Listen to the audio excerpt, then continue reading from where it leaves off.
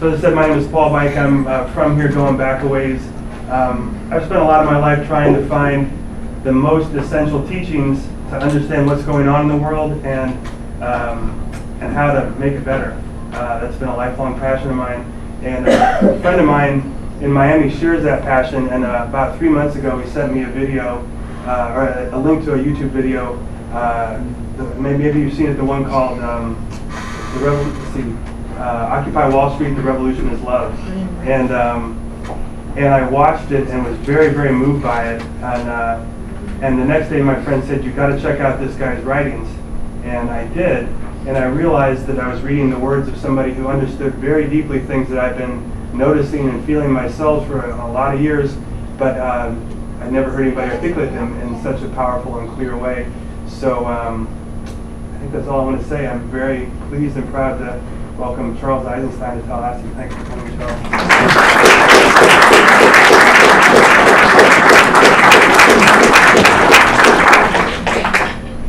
Oh, thanks for that, Paul.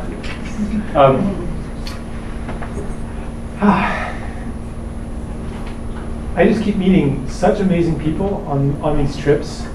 Like, I'm pretty much blown away every day. And even just to see everyone here, not a single person is going to make money because you came here today. People are only here because you care. And that already is actually a blatant contradiction with the teachings of the economics profession, which says that human beings, your choices are motivated by rational self-interest, which is measured by money. So when it comes down to it, economics says you're doing things because it's going to be to your financial advantage. And we've seen what happens to the world when everybody acts like that and thinks like that. It's not very good. But I'm seeing all over people even sacrificing very deeply their so-called financial self-interest in order to make the world a more beautiful place.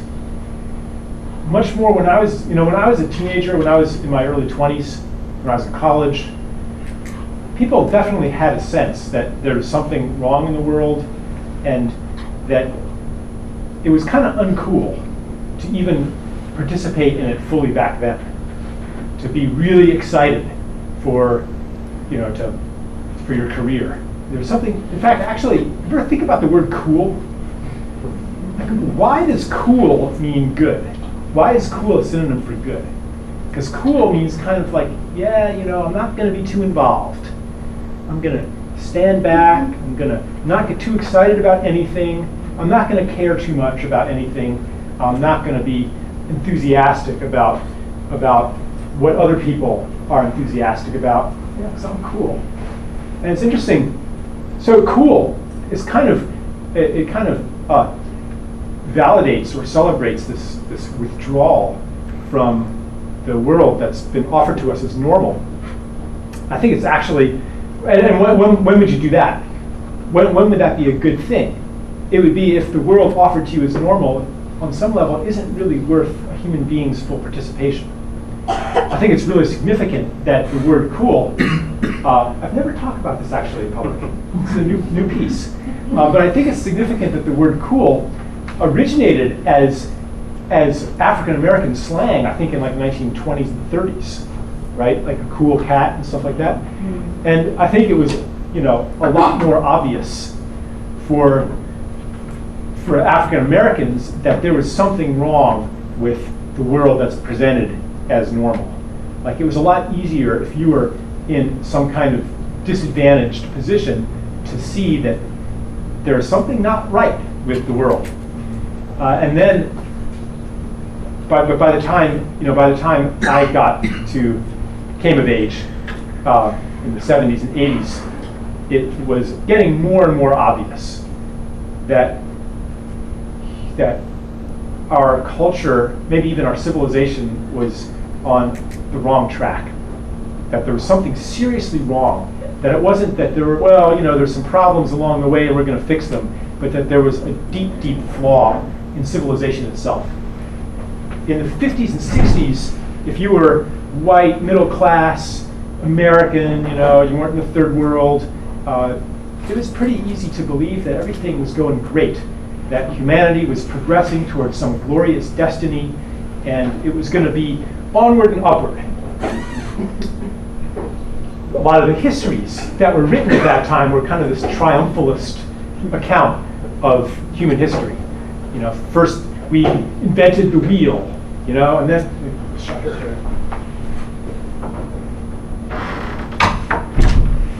yeah, you know, first we invented fire, and then we invented the wheel, and then we harnessed animal power, and then we, you know, we invented this and we invented that, and we became the masters of the world, the masters of nature. And soon, someday, so you read the science fiction, you know, and the futurists in the 1950s, 1940s, 50s, and 60s, they're saying, what's next? Weather control, the conquest of all disease, the improvement of the genetic quality of the human species. We're going to turn engineering toward the human being, too. We're going to turn engineering towards society. We're going to apply science, political science, social science, and the same mastery that we have achieved over the natural world, we're going to do that over the social world, we're going to do that over the human being, and it's never going to stop. Someday we'll move out into space. Everything will be modern. Here, this is a modern room. Why is this a modern room? Because it's all under control, it's all squares, and there's not a single living thing in this room except for us right now. And that was the vision of the future. In the 50s and 60s, you could believe in that quite well, that things were going to get better and better, and that any problems were just kind of temporary detours from this glorious program that I call Ascent. Ironically, we call it Ascent. But by the time, well, in the 70s, it started to wear thin a little bit. We began to lose our confidence. And by the time the 80s came, it was starting, for those who were sensitive to it, it was starting to become obvious that the promise of this program of technology and control was running a little behind schedule. Running a little behind schedule.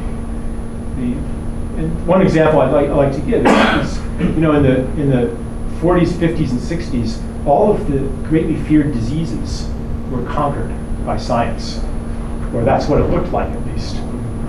Polio, diphtheria, tetanus, cholera, plague, smallpox, everything, all these diseases were wiped out. And so everybody thought that cancer's next. Heart disease, kidney, you know, nephritis, you know, stroke, Alzheimer's. I mean, all these things, they're going to be next. We're going to wipe those out too. By the year 2000, we'll have a life expectancy of 200 years. We'll have conquered all disease. But that's not what happened. Not a single major disease has been conquered since 1973. And what's happened since then? All kinds of new diseases have appeared out of nowhere, starting with AIDS, which came around in 1980, right? 1980 is the year that the 60s ended. John Lennon was shot, and Ronald Reagan was elected. Now, because in the 60s and in the early 70s, it looked like we're getting it now. We passed the Endangered Species Act, the Clean Air Act, the Clean Water Act, and this is just the beginning. We're going to heal this planet. President Johnson launched the war on poverty. We ended the Vietnam War. You know, we're going to be on the right track. And that hope kind of kept alive through the 70s, but then in 1980, Ronald Reagan was elected, and he said, trees make more pollution than human beings do. He actually said that. And then, yeah, he did. Yeah. And then, you know, you couldn't really believe anymore that things were getting better and better. So when I came of age, by then it wasn't cool to really be that excited about participating in life, really. So my generation, I'm 44, my generation became slackers. We procrastinated a lot. We got depressed, which is a kind of withdrawal from life. You know, it says, I'd rather not get up in the morning than participate. Or we got addicted to things. which again is a kind of withdrawal from life. It's saying, I'd rather devote all my extra time and energy to just, nothing really, than to devote it to life. It's a kind of an escape. And then we're told, well, that's bad. You have a problem. You have to improve yourself and strive hard to motivate yourself and not procrastinate and to get with the program. Get with the program. And underneath that message was the belief that the world is fine, the problem's with you. So if you're not fully participating, if you can't get with the program, then you're sick. And soon they developed a pill for that. And now, but we see, back then we didn't know what was possible. We knew, most of us didn't even know consciously what was wrong. We knew something was wrong, but we didn't even know that we knew that something was wrong. And we certainly didn't have an alternative vision that seemed at all practical to us. But that's changing today. And so now everywhere I go, meeting young people who totally get it, who seemingly, where what took me 20 years to get to, they're getting to that place in 1 year, 1 or 2 years, or as soon as they hear the message and are given the vision of a more beautiful world, they're like, yeah, I get that. And they're not going to spend years and years kind of half-heartedly participating in the program. They know better now. And that's what gives me so much hope when I'm traveling. It's everybody's waking up, but especially the young people, the 16-year-olds, the 20-year-olds. I'm like, whoa, nobody was having these thoughts when I was 20. So it's really a beautiful thing to watch. And my job is to give it a little push. First and foremost, my job is to remind people that you're not crazy. Or maybe you could say it's to help you be crazy.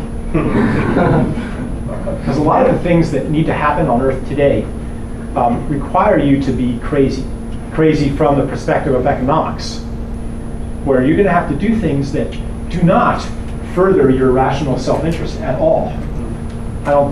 Unless you're really deluded. So Paul is involved in kind of inner city gardening stuff, right? Wants to. Are you in that for the money, Paul? My what? In that for the money? No. No. Yeah. What are yeah? I don't know. Probably people are passionate about all kinds of things.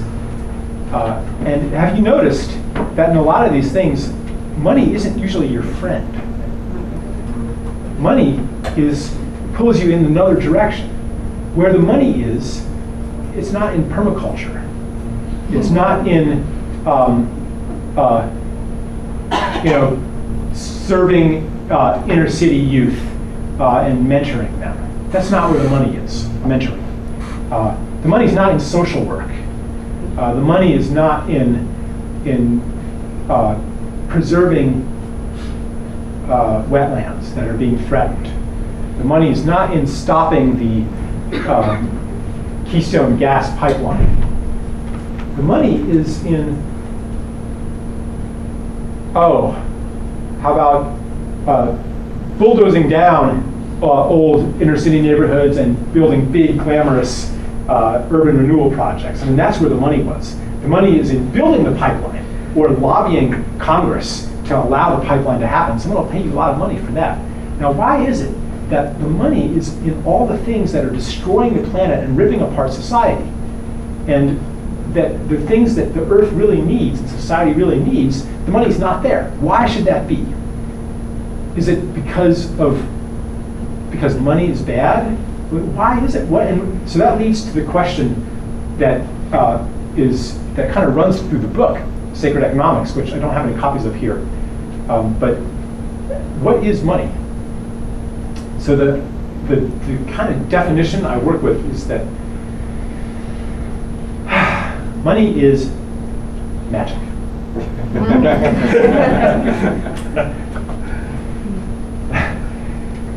Money is Well, what's magic though?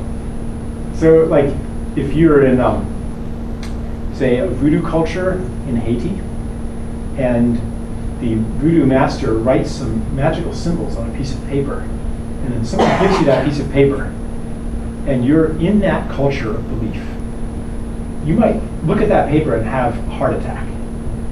Or you might look at that paper and dance for joy. Or you might look at that paper and from then on you'll be his slave for life. That's magic, right? Okay, so imagine what happens. You open your mail and there's this piece of paper with special symbols that only certain people can put on that piece of paper. And depending on what it says, you might literally have a heart attack, or you might dance for joy, or you might be the slave for life of the master of those symbols. And on top of the piece of paper it says account balance. Okay, that's magic. What gives it that power? It has that power because of the agreements that surround those symbols and the beliefs that surround those symbols. But there's nothing in those little blobs of ink that has such power. And if you're the master of these symbols, I mean, that's almost the definition of superstition, that you think that you can change some symbols, paint some things on a cave, and reality will change too. But that's exactly what you can do if you wield the power of money. Donald Trump can change some symbols and a skyscraper rises from the earth. That's magic, okay? But that magic gets its power from social agreements. In other words, it's social agreements that have made money what it is and given it the power to wreak destruction on the earth. And that's actually good news because agreements can change. Even these deep agreements can change. And in fact, they're on the verge of changing because the agreements that or I would say the story, I like to call it a story. The story of money is built on even deeper stories, the stories that create our world. I already talked about one of those stories. I called it Ascent. It's the story that human beings started out, like animals, ignorant and helpless, superstitious, and then developed science and technology, and someday we'll conquer the universe. That's a story. Every culture has a story like that. That says, where do we come from? Why are we here? Where are we going? And you may have noticed that story is not cool anymore. That story we don't resonate with that story anymore. That story is changing. And this story is thousands of years old. People in ancient Sumer were talking about conquering nature. The Epic of Gilgamesh, part of it is he goes out and he cuts down the forests. You want to control nature, you want to control the floods, you want to control the locusts and the rats and the weeds and the wolves, and conquer nature, conquer evil. That's part of this mindset that goes back thousands of years. And it's obsolete now. We're no longer excited to participate in that. Unlike even 100 years ago, where if your life ambition was to cut down forests faster, then you were a hero. You were a captain of industry. You didn't have to apologize for that. You could be an idealistic, brilliant, bright, good-hearted young person and aspire to do that. But you can't now. Those young people now, they're aspiring to permaculture or saving the whales or stopping nuclear power or something like that. And that's a big change. So what's happened is that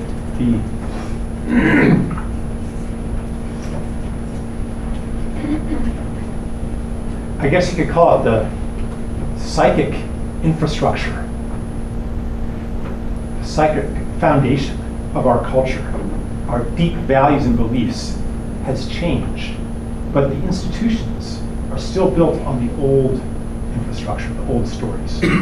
Our institutions still push us to further the conquest of nature. And money is one of those institutions. So I'm going to explain today a little bit about what it is about money that makes it the enemy of all the beautiful things that we want to do. Whether it's something as simple as I want to spend all my time rescuing little puppies, or something as grand as I want to create peace on earth. Like, why is it? Suppose your passion is to reform the prison system. You ask, why is the system the way it is? You ask 1 or 2 levels down, and soon you get to money. Somebody's profiting. You learn about the prison industrial complex. Why is there war in Afghanistan? You ask a couple levels down, and pretty soon you get to these geopolitical things and oil pipelines and stuff, and it's because of money. So I'm going to explain what it is about money that makes it into what you could call a force for evil. And you can't explain it. Ultimately, you can't explain it without also going into these deeper stories. And I said one of them is Ascent. That's the story of the people. The other story, I call it separation. And that's the story of the self. Every culture has a story of the self. It says, who are you? What is it to be human? And the answer to that question varies from culture to culture. We tend to think that our answer is the only answer. Well, here's a human, you know. Well, what is this thing? Well, I've got a body and a mind, or a body and a soul, or a body and a spirit, or a body and a consciousness, 2 parts. And therefore, I end here. And Paul is another person. He's not me. He's another self, and there's a whole bunch of other selves out here. So we're all separate from each other. That's actually crazy. And the consequences of it are horrible. Because if you're separate from me, then what happens to you doesn't matter to me. If you get sick, that's actually good, because you're not going to be able to compete as well with me in this external universe for the resources that are out there, and I'm going to be able to do better. Our money system embodies that understanding of reality, because our money system forces us into competition. So that's the separate self, the story of the separate self. You're this bubble of psychology floating around in an objective universe. Indigenous cultures didn't think that way at all. They had phrases like, all my relations, which points to the understanding that other animals are not really separate. You know, other beings are not really separate. My brothers. Martin Prachtel talks about his village in Guatemala where you would never go to the shaman and say, my son is sick, but I'm healthy. You would say, my family's sick. You would never say, my neighbor is sick, but I'm healthy. You'd say, my village is sick. Because you couldn't conceive of being healthy if somebody connected to you was sick. And you probably couldn't think that you could be healthy in your forest. The forest is sick, or the planet is sick. That's impossible. It's only our culture that thinks that what happens to the other people, to the poor, to the third world, to the forest, to the environment, to the ocean, to the rainforest, that doesn't matter. That's separate from us. We can, if other people are miserable and angry, that's okay. We can move to a gated community, build a fence around it, keep them out. We can insulate ourselves from what happens to other people. And we're learning now the hard way that that's not true, that you can't do that. So just like the story of Ascent, the story of separation is becoming obsolete also. And we're beginning to understand that we're connected beings, which I would say is the new story of self, the connected self, that understands that we're all in it together. And it's not just that we depend on each other, but that we're part of each other.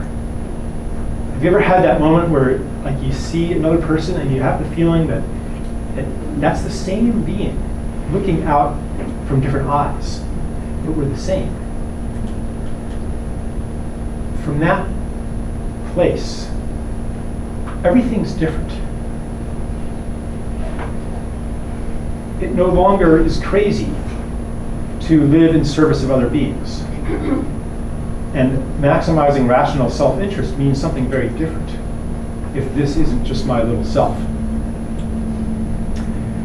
But it's been hard because even though in our hearts we understand our connectedness, which is why it hurts when we see another person suffer. Like whatever our ideology has told us that it doesn't matter, it still hurts. We care. Everyone in this room cares. And that's testament to our true nature as connected beings.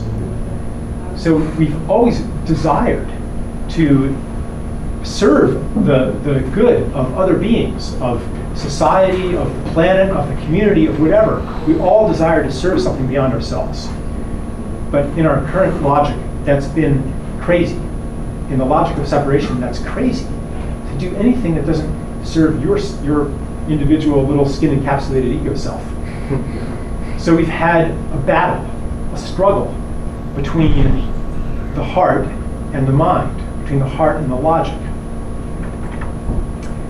And that struggle is coming to an end because our logic is changing. But again, the problem, the challenge, people are getting warm here. Yeah, there's a lot of us in the room. Maybe we could open a window, get some breeze in here. That would be nice. That's just a monitor, it's not Yes, a I'm on. understand. Yeah. It's just a monitor is all it is. The building shut down overnight. Yeah, let's open a few windows then. Yeah. It's a modern room. It's a modern room. We can't be connected to the air. That's right. Can we just leave this door?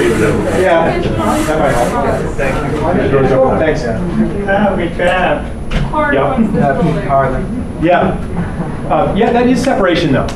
You know, the whole idea of creating this separate human realm that's insulated from nature. Like, why do we live all of our lives indoors?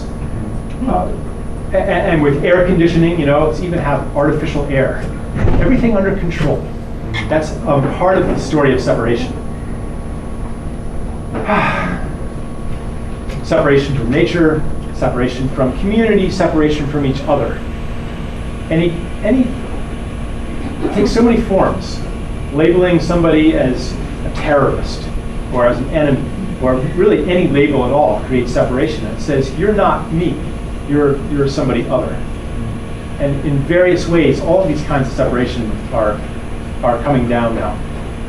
But like I said, some of our habits, the logic we've been given, and the institutions that we live in still enforce separation.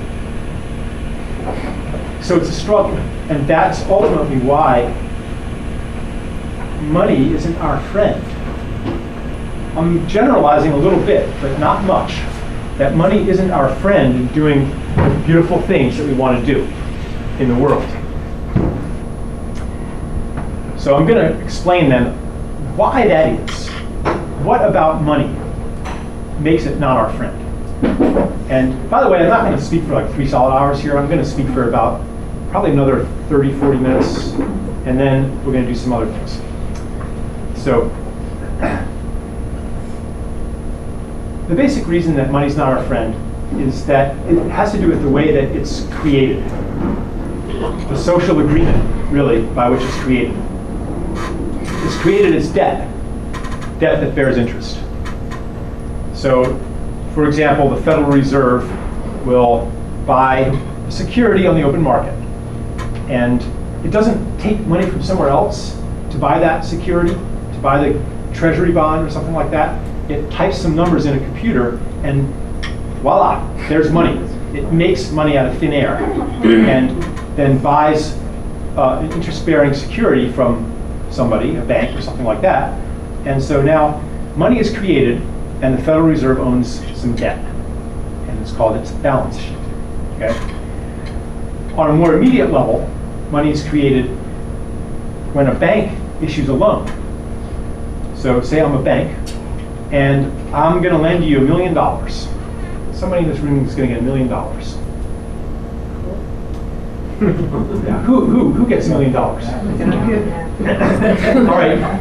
right. What's your name again? Nathan, what's your business plan?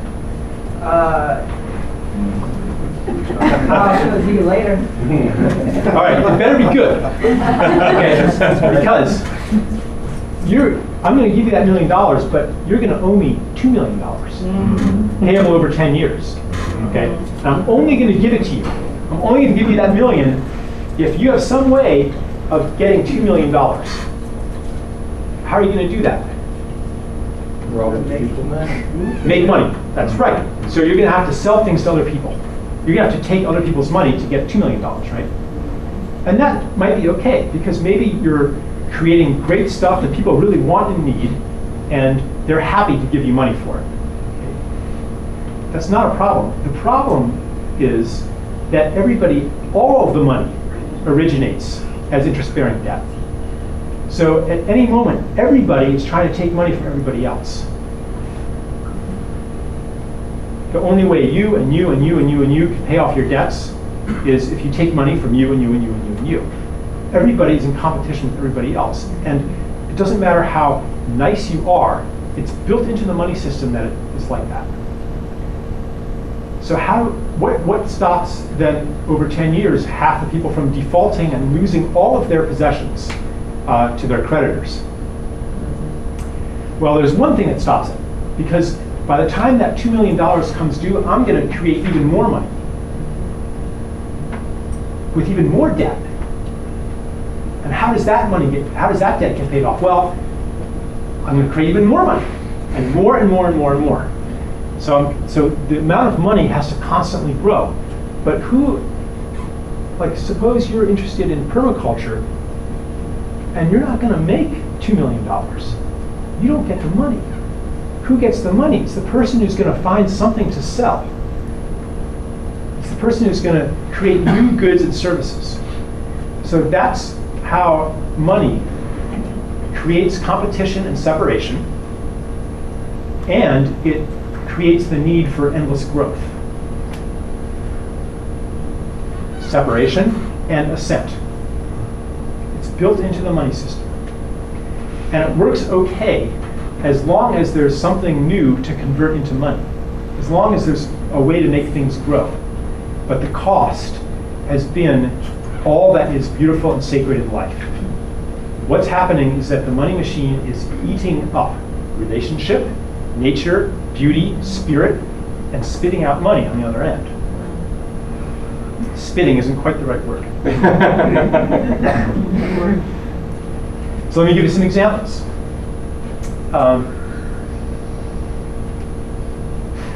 Actually, there's probably an example right here in this neighborhood.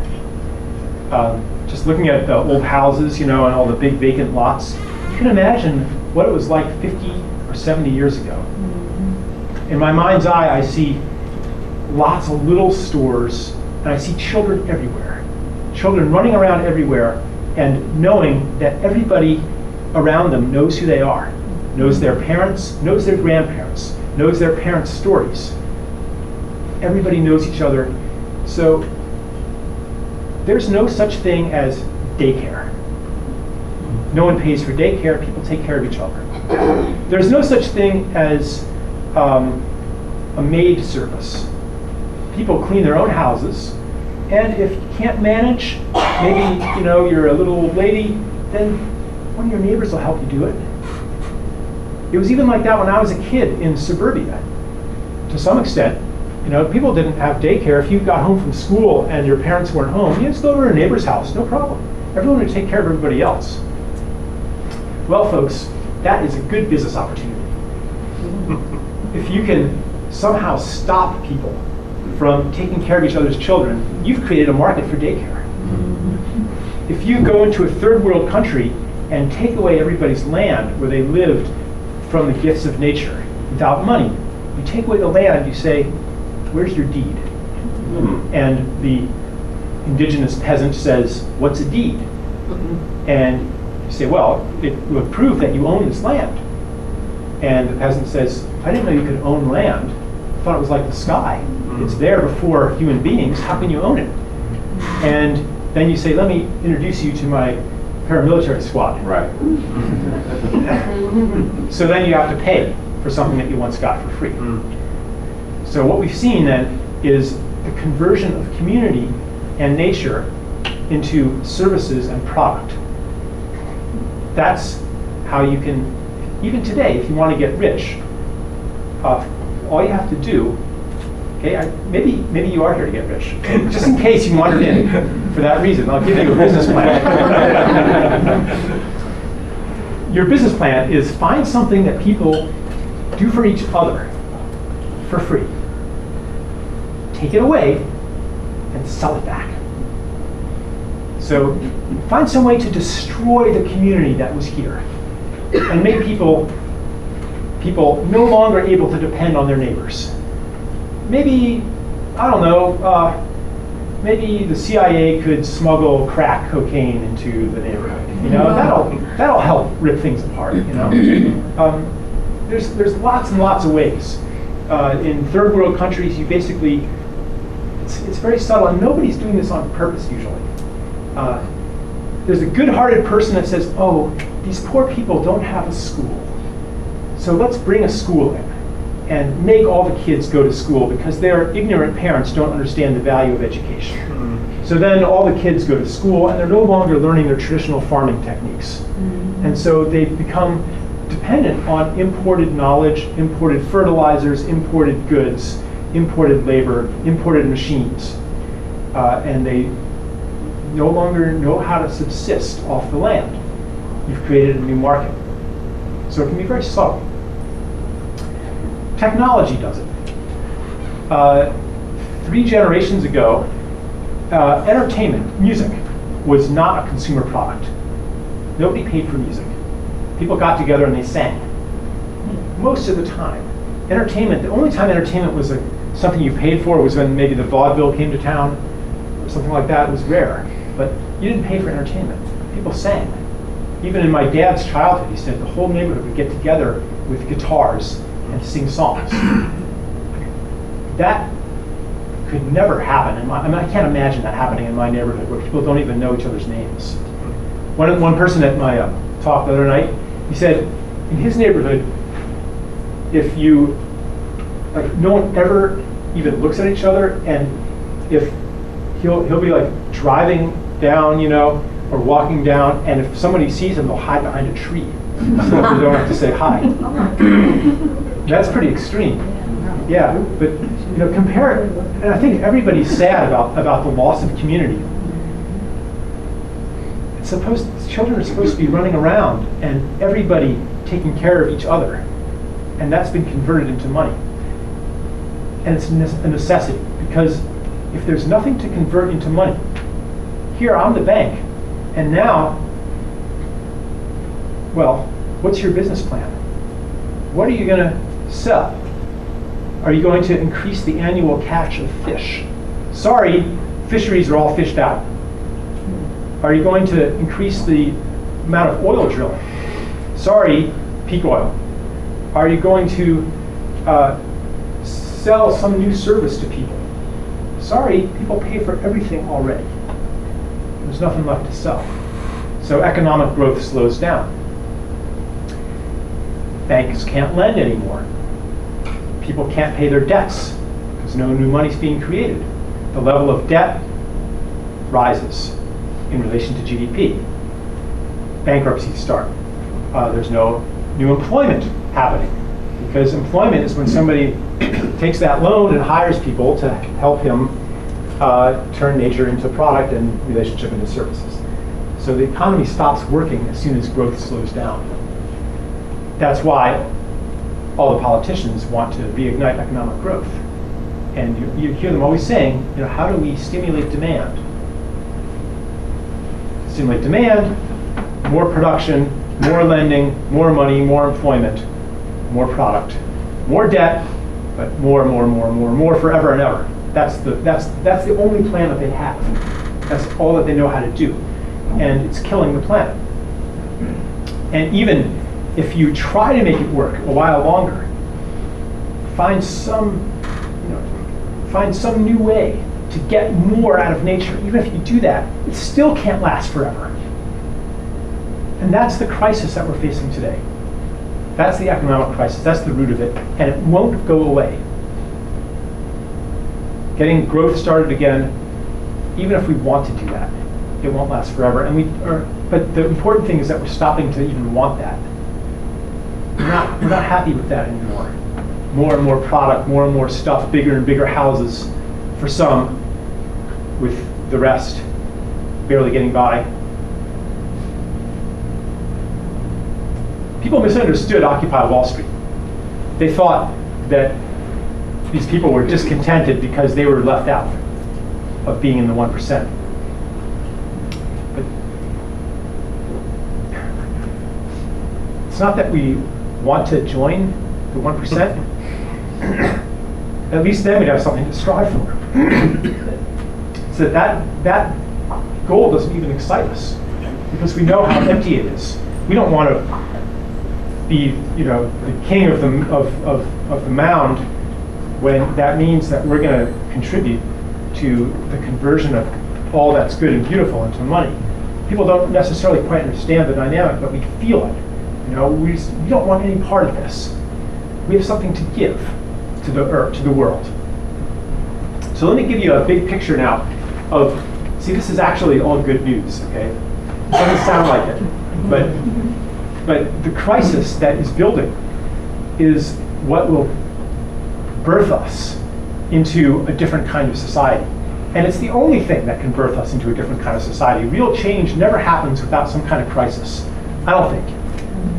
At least most of the people who I know, they don't change as long as things are still kind of working, They might intellectually realize, yeah, Charles, I should stop drinking, I'm depleting my finances, I'm missing work, I'm not very healthy, my wife just left me, or she's threatening to leave me. But it's only when he gets fired, his wife actually does leave him, and he's in the hospital or in jail, the world falls apart, that, oh, okay, now maybe I'll live in a different way. And I think that our society is the same. Right now, we can still kind of pretend that it's working. At least enough people can pretend that it's still working, that normal is going to come back, or that we can keep normal going for us to. So enough people can pretend that, and so that's why we haven't changed yet. But that normal is wearing thin.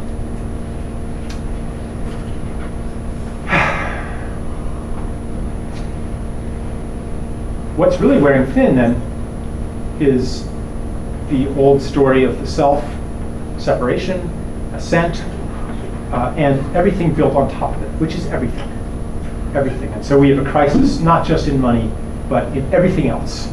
In education, in healthcare, in soil, water, energy, biodiversity, everything. Climate, right? All of these are converging together. All of these are coming out of separation. And they're birthing us into new stories. Everything is changing. And that's why we feel like there's some kind of spiritual dimension to the crisis today. It's because the story of self, that's our sense of being, that's our identity, what it is to be human is changing because of these crises. And we all feel it, and we all want to do it, because really, what is the connected self? That's love. When you understand that what happens to some other person, that's happening to me too. And somebody else's happiness is my happiness too. That's love. Love is the expansion of the self. So that, yeah, you're my brother too.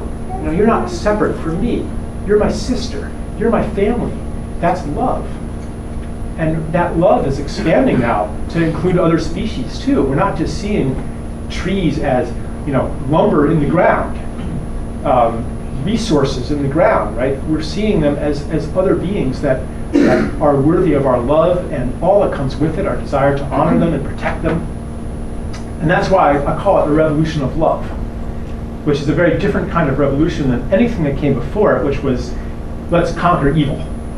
That's the mindset of agriculture. That's the mindset of civilization. Let's topple the bad guys, and then everything will be okay. Let's topple the 1%. Fighting evil. Hitler thought he was fighting evil. We know what happens. Usually, you get crushed because the powers that be are a lot more powerful than you are, But if you succeed, then you end up creating a new 1%. That's what happened to the Bolsheviks, right? We don't want that kind of revolution. Martin Luther King said, you can kill the haters, but you can't kill the hate. And even trying to do it makes more hate. And I think that we're waking up to that on a mass level. We've had glimpses before. Visionaries, mystics, going back for centuries or millennia. But now, it's starting to happen on a mass level. So the new story of the self is the connected self. The new story of the people is no longer conquering nature, but co-creating with nature, being in love with nature.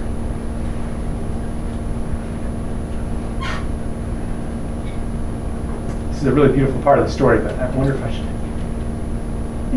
get back to economics. How we fell in love with nature. Story? Yes. Yeah. Okay. You look at human society, human civilization, and you're like, man, we're nature's big mistake.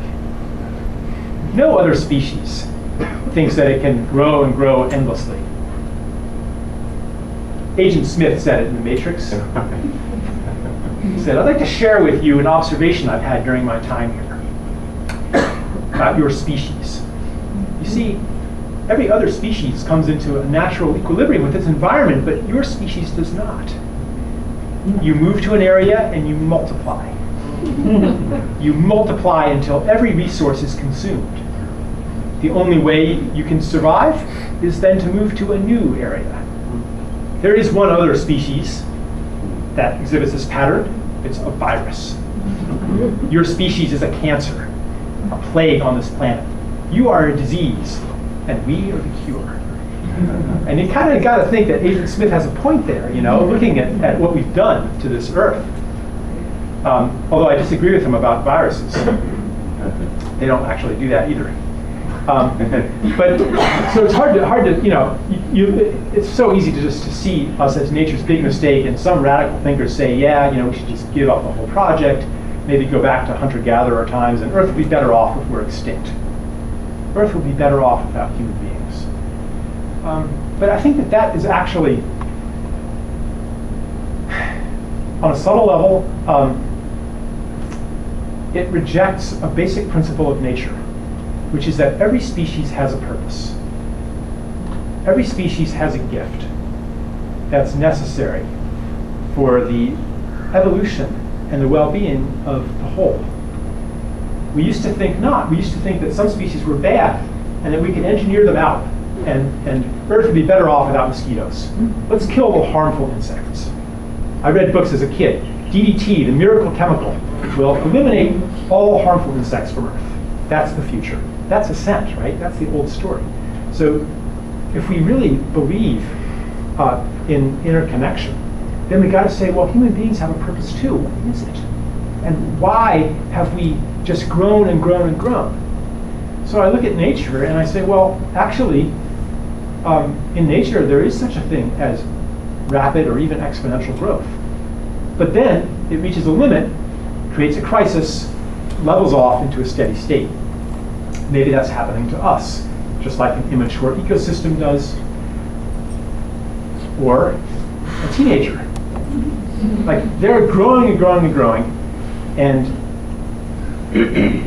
they aren't giving much back. In general, a child doesn't give much back to the parents.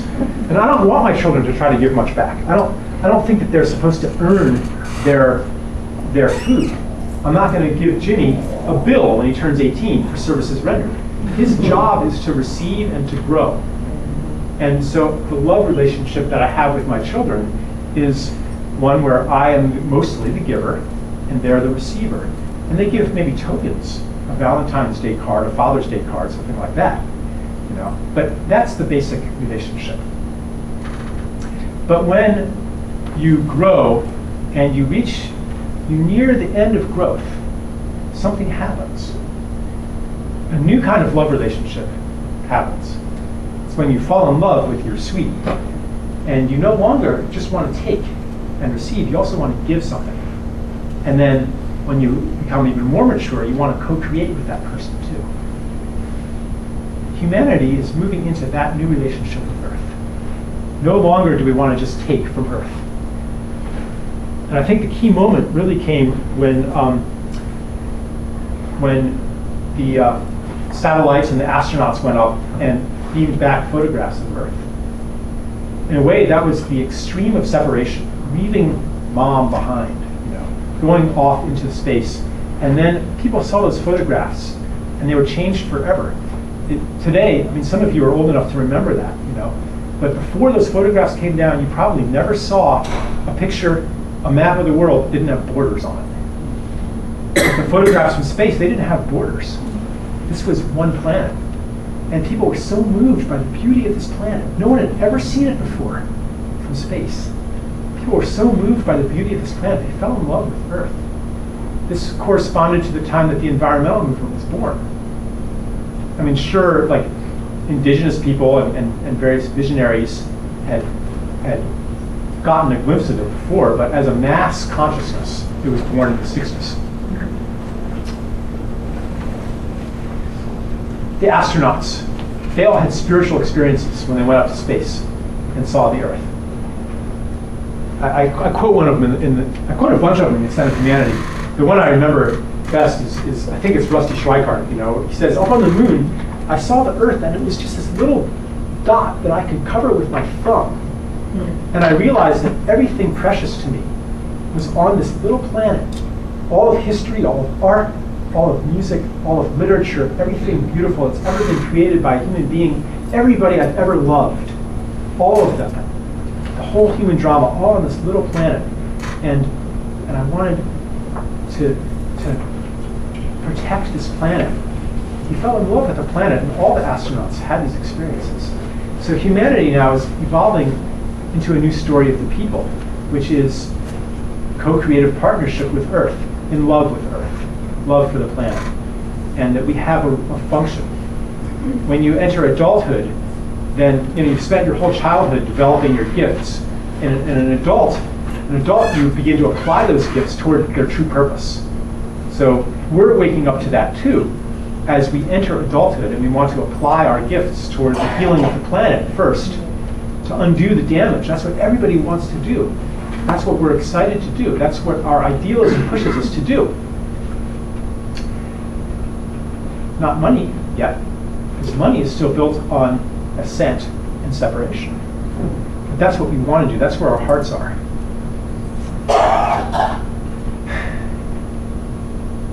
The other thing that happens when you reach the end of growth is that you go through some kind of ordeal.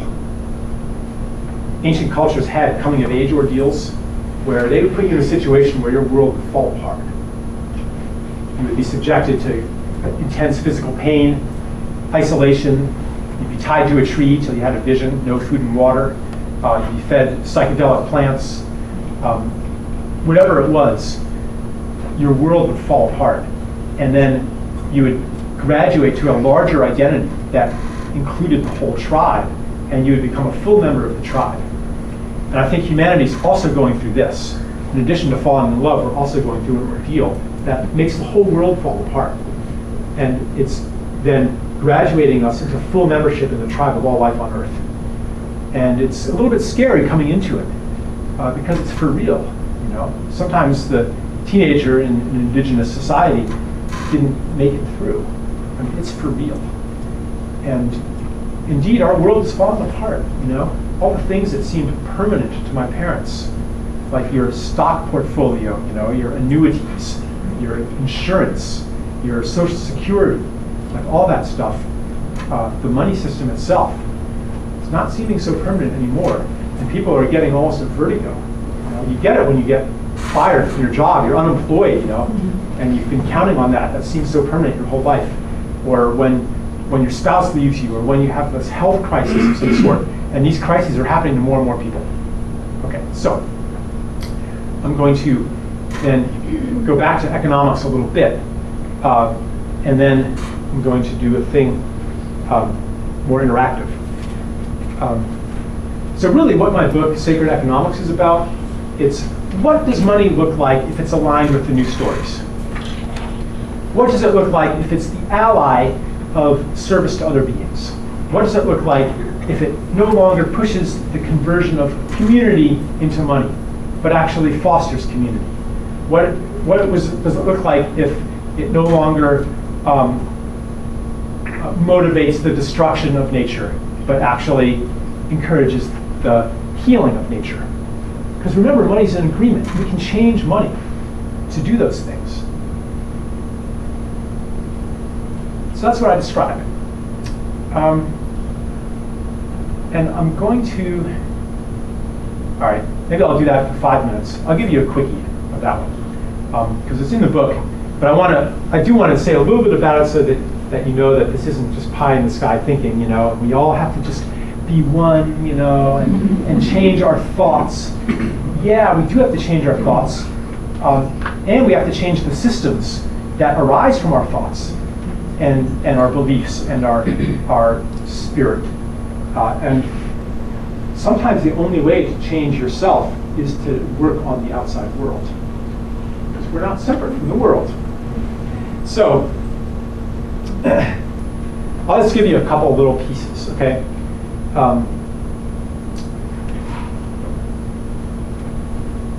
Another way to put it is, how do you make the economy an extension of the ecology and not an exception to it?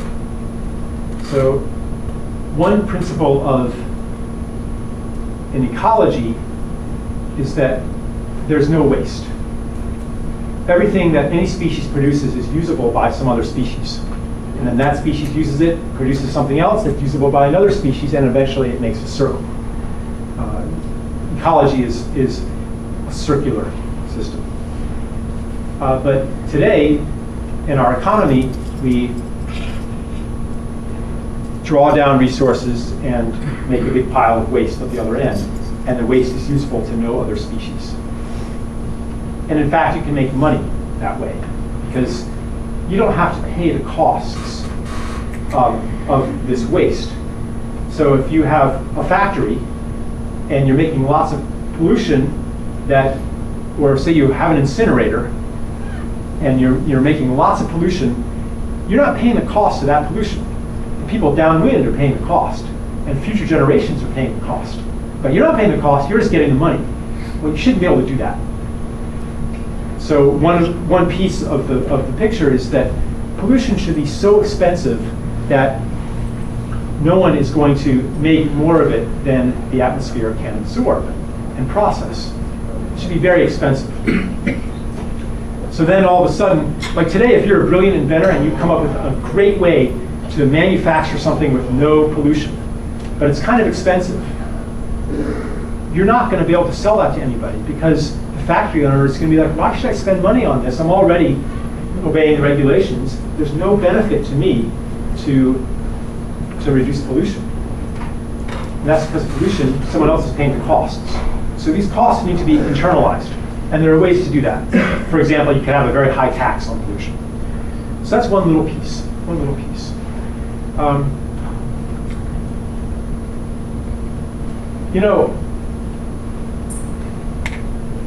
The idea I talked about that the connected self, where the well-being of another person is part of your own well-being, it seems to go against what we observe in the economy, where if I serve somebody else, that money, if I give away my money to somebody, for example, that money's gone. And maybe it is helping you, because I just gave you some money, but how's that going to come back to me? Wealth in our economy depends on how much you have, keep, and control. But that wasn't true in most human cultures. Most human cultures were gift economies, where if you had more than you needed, just like it was here 50 years ago, if you had more than you needed, you would give it to somebody who needed it. Because why would you want to keep it? You have more than you need. It's not doing you any good, so you give it to somebody else. And that wasn't just altruism. That was a way to be rich. That's how you would be secure. That's how you would have high status. Because if I'm giving away a lot of stuff, then everybody knows that. And as soon as I have anything I need, as soon as I have any misfortune, as soon as my hut burns down or whatever, then everyone's going to want to help me too. So wealth is a matter of how much I give, because I can't hold on to it.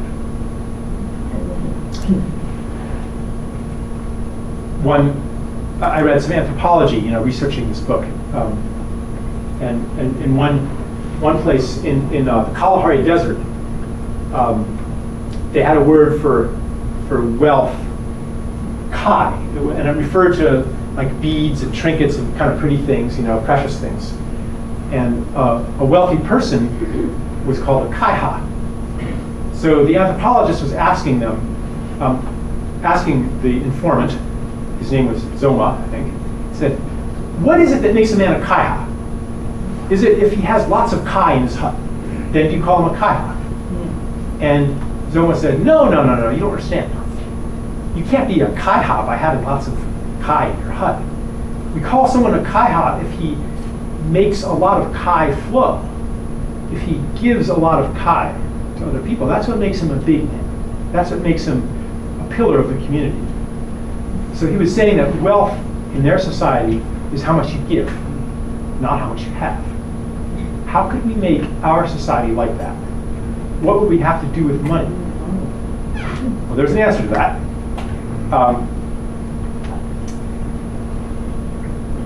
Why is it now that if you have money, you can get richer and richer just by keeping that money? It's because you can get interest on the money. Well, what would happen if money had negative interest? What would happen if money decayed? So if you keep it, it gets less and less valuable, just like bananas. What if money were like bananas? Suppose I have 5 enormous bunches of bananas right now, and I want to be rich from these bananas, but we're not in a money society. How can I do that? How can I benefit from having 5 bunches of bananas? The only way is to give everybody in this room a nice bag full of bananas. And then I can say, whenever you have more bananas than you need, when your banana tree ripens, then you can give me that bag full of bananas. You can give me a bag full of bananas. You can owe me a bag full. Or whatever else you have that's equivalent to it. I can't say, okay, I'm only going to give you a bag of bananas if you give me 2 bags back in the future. I don't have the leverage to do that, because you're going to say, well, screw you, you can just sit on your bananas and let them rot. I don't have the leverage to do that. Today, people who have money have an advantage over people who have bananas, because they can just keep the money, but you can't just keep the bananas. Therefore, the owners of capital have an advantage over everybody else. Shouldn't be that way. Money shouldn't be different from bananas or different from anything else in the ecology. Everything else decays and returns to its source. Money doesn't. Therefore, money economy is different from an ecology. And that won't change until money is like everything else and decays. So there's a whole, I write a lot about that. And you might, if you are kind of a policy type of person, you might think, well, how does the banking system work? How does capital formation work? How is that different from inflation? How does lending work, et cetera, et cetera? And I'm not going to speak on that for the 10% of the people who are interested, because 90% of people get it already.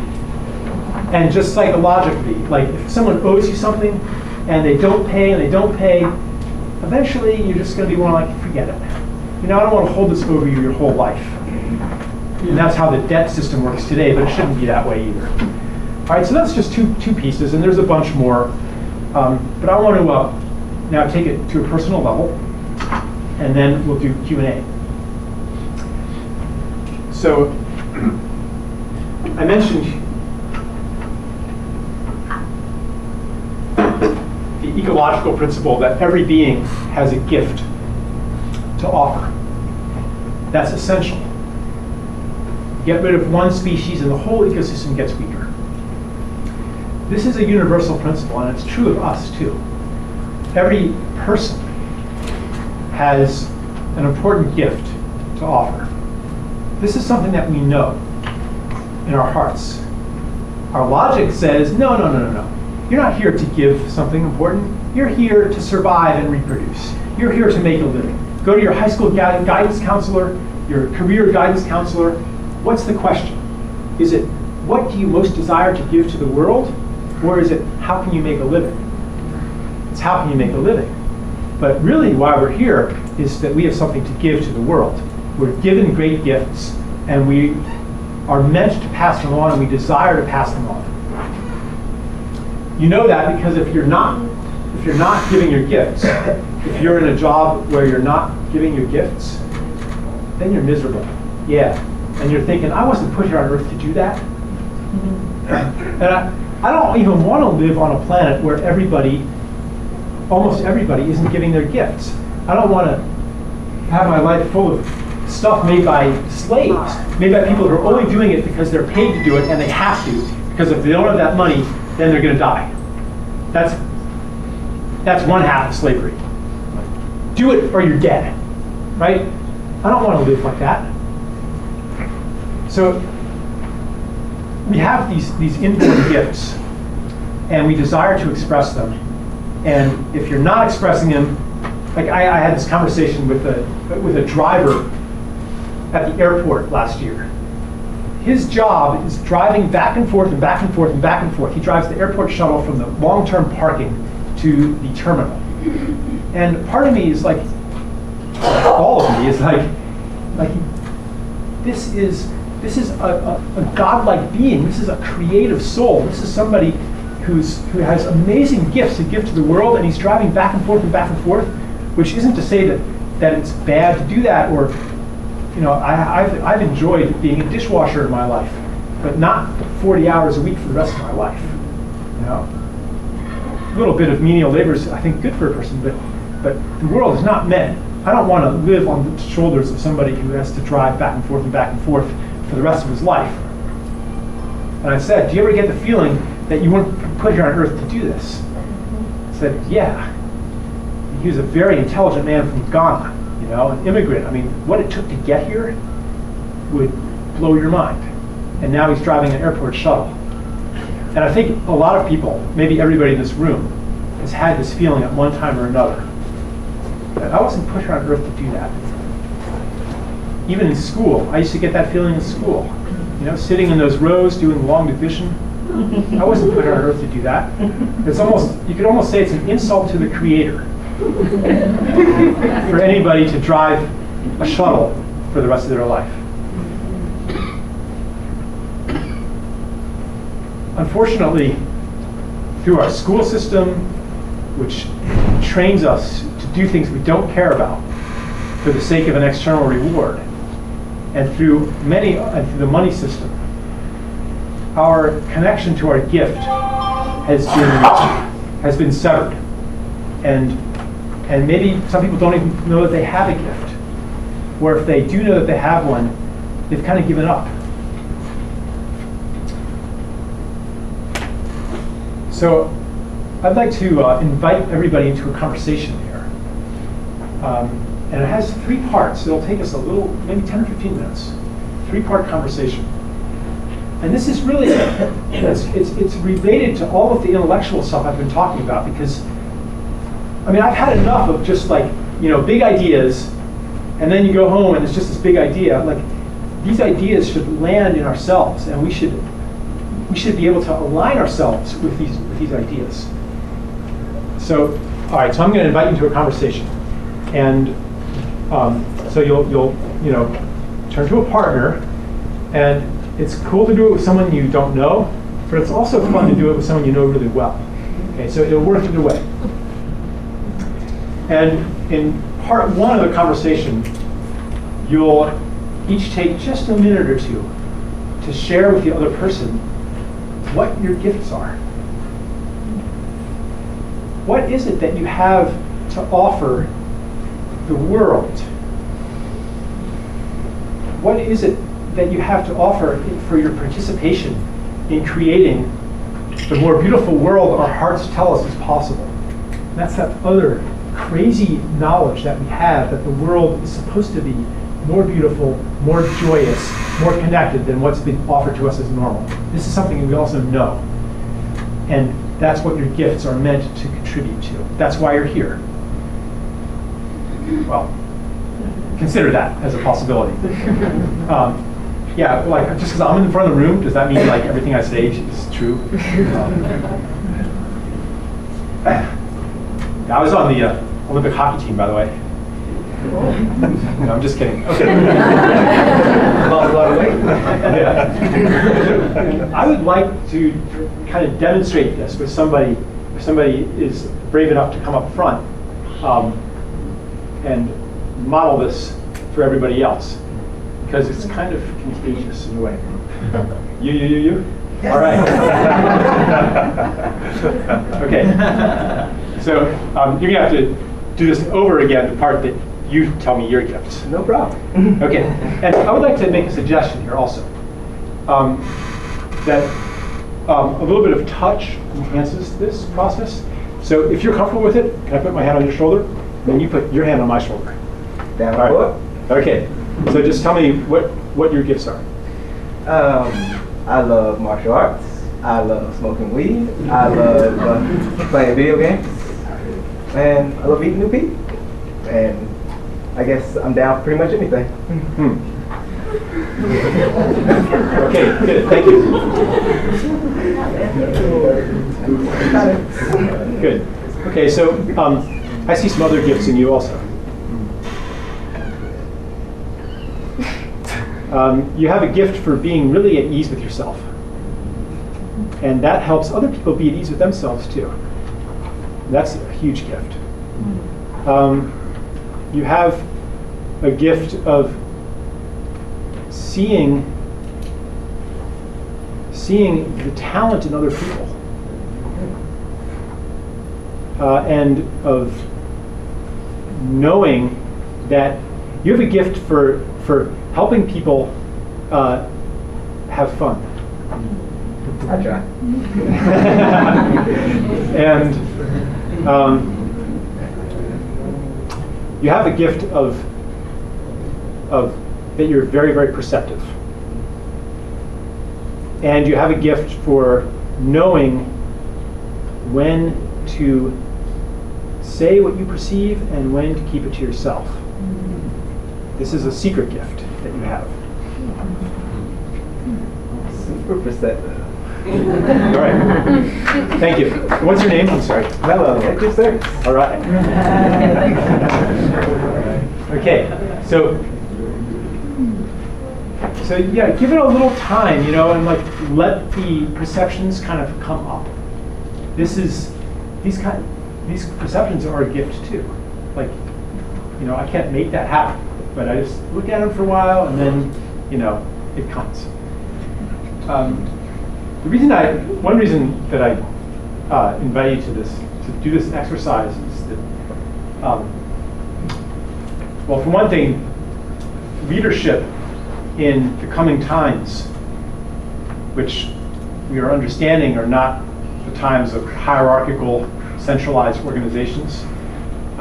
Leadership in the age of the connected self, in the ecological age, is a matter of seeing other people's gifts and creating opportunities for them to give their gifts. That's what power will be. It'll be, bringing out the gifts in everybody. So this is really practical. And also, I want to just, kind of like get everyone in a new habit of seeing other people in terms of, a bringer of gifts, because that creates respect, and that creates all kinds of new possibilities, and that creates the basis of community too. Because community is woven from gifts. Like I was explaining before, with people looking after each other's kids, or cooking for each other, or helping each other fix the roof, building their house when it burns down. All that stuff people pay for now. And to really get practical here, we want to recreate community and bring out the gifts in each other. So in the remainder of the time, I think I'll probably just let it out for Q&A, and then you guys can kind of decide what direction it goes. But there's, more of the big picture piece. There's more of the community piece. There's more of the personal piece. We all have resistance to giving and receiving, fear around it. A lot of us don't even want to receive, because then if you receive a gift from somebody, then you kind of owe them one. People want to be independent. I don't want to owe anybody anything. So you give me something, well, let me pay you for that. And it says let's stay separate. Yeah. All right. So yeah, actually, before we do question and answer, I'd like to hear a few reflections. Well, or if you have a question, either way. But I also am interested in hearing reflections on what came out of this partner exercise for you. Like, what did it bring out? Let's do that first, and then go to questions. Yeah. You gotta see maybe a true reflection of you. Can you talk louder? I'm sorry. Maybe a true reflection of yourself than you get from pure introspection. A truer reflection than you get from introspection. Maybe. Yeah. Yeah, it could be, because introspection, you have your own lens. And here's somebody else. Fresh perspective. Yeah. Yeah. Well, in the case I was talking to Simon, he said he's got rhythm, and last time he was playing guitar, so I recognized that at the time, but realizing that it's much deeper than him just playing guitar, that it's something he actively thinks about, and it's something he actually tries to project into the world. Give as a gift. That's pretty much kind of made me more aware of him as a person, sitting next to me. I want to say I was still aware of you before you were my friend, but I think like now it's a little more clear.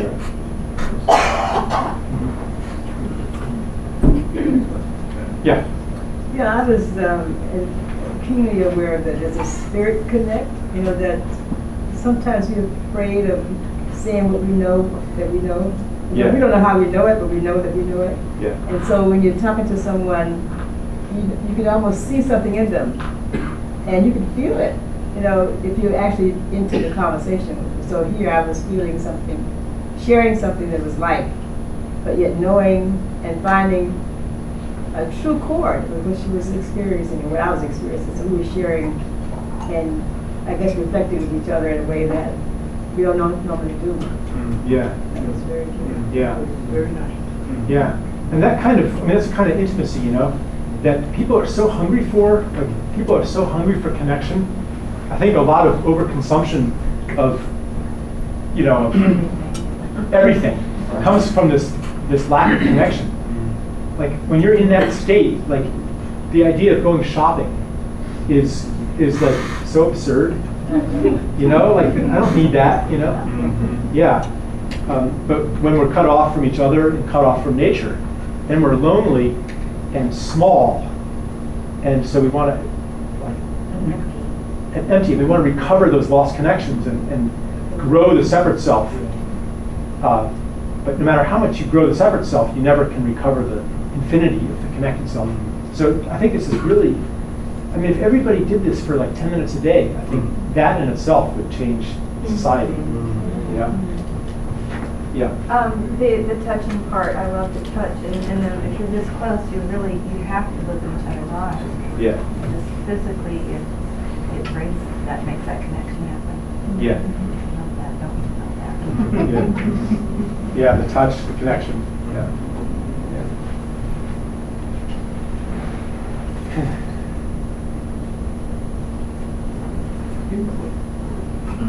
I feel you've created a conditional response in that you have, for the past 50 minutes, really focused on compassion, on empathy, on love. And so then to ask each other gifts, in a way, and I don't mean this in a negative way, that you programmed our response to be loving and kind. It might have been a different response if you'd say, well, first look at the positives and then the flaws in that person. So we really focused on the positive, which I think is so important. I really would like that And I'd like for a moment to consider something that you said. On the same level you said the cab driver, the shuttle driver. And I don't know what you said to him, but imagine if you had said to him, wow, what an opportunity. You get to meet people and interact in their lives, and you can ask them about their lives, and presented it as a positive choice rather than a negative condition. I wonder if he would have thought differently about his position, because I see people in all walks of life acting out their gifts. It might be the person at Publix wishing me to have a blessed day. It might be one of my students saying something that reaffirms what I've just tried to share with them. So I think that how we approach that person will elicit a certain kind of response. Mm-hmm. And if we had focused on the negative, we would have seen the negative. Yeah. You know, because we do have the duality of souls. Yeah. Yeah, I think there's a few things in there. I think that, I mean, certainly there are some gifts that you can bring out in any situation. But I don't know, like in that situation, I think he probably would have been insulted if I had said, you know, well, you should just, you know, make the best of this and you know, count your blessings but it requires discernment to know. I don't know, but I think it would be a little bit patronizing. Well, if you say should, yes. Yeah. You know, but if you say, oh, Yeah. where do I sign up to get a job like yours? Also, though, I think that when there's this whole piece that I do when I lead longer things, like day-long or multi-day things, there's this whole kind of new age thing about if you you know, speak to the positive and believe the positive, then the world will be positive and your experience will be positive. But if you indulge in negativity, then you'll create a negative reality. And I think that that's actually counterproductive, to repress the negative and just focus on the positive, because the negative, these are wounds that need healing. And one thing that, and if they don't get healing, if they stay repressed, then they come out in other ways, you know. So I think one way to allow healing to happen is simply through the power of attention. So in that case, you know, I wasn't trying to feed his negativity, but I wanted to say, I see, you know, I wanted for him to know that I see how hard it is, that I see that it hurts, you know, and just to give that space can be healing. But yeah, your point's well taken. Yeah, thank you. Anyone else? Anything? Yeah. How come you decided to focus in? So the title of your book that you come to talk about is all about economics. Yeah. And so you started off a little bit about economics, and so you make a choice, but it all eventually leads back to money. But everything that we've been talking about has been talking about your mindset, how you treat one another, how you view the world. So how did you, I guess, why did you choose economics as your medium?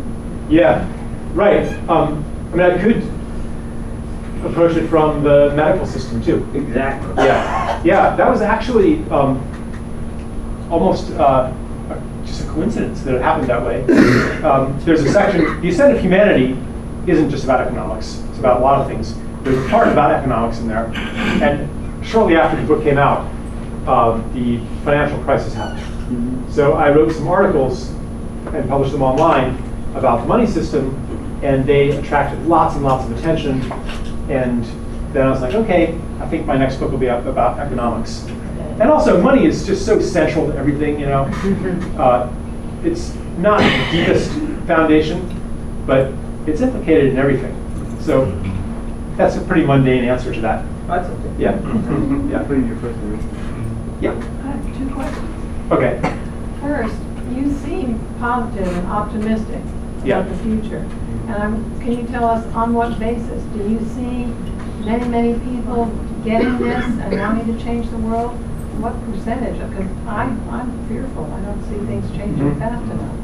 That's my Yeah. first question. The second one is about the economics. You say that this current money system is harmful, but I don't see you coming up with, you know, how are we going to fund this new world?